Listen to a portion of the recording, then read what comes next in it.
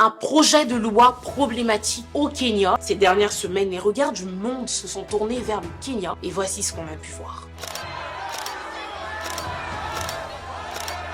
Mais que se passe-t-il donc vraiment? Je te résume.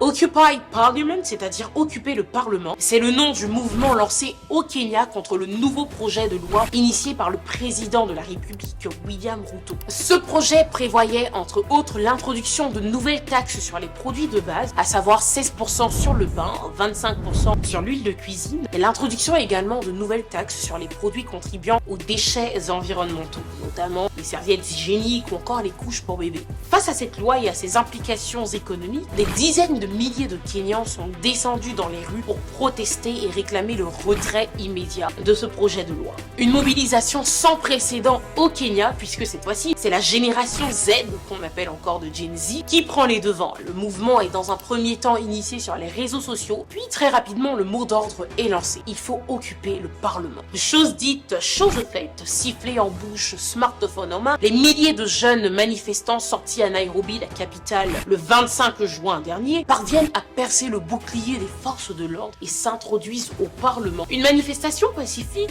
qui, finalement, tourne au vinaigre. Et c'est un euphémisme. Le bilan est lourd, 23 morts et 300 blessés dans tout le pays. William Ruto, qui avait déjà pris la parole de façon ferme à ce sujet, cède finalement à la pression ce mercredi 26 juin et annonce l'annulation et le retrait de cette loi. Alors victoire pour certains, mais une bonne partie du peuple kényan demeure méfiant et demande à voir pourquoi. Les manifestations se poursuivent donc dans bon nombre de contrées du pays et les manifestants affirment être décidés à poursuivre jusqu'au retrait officiel de la dite loi.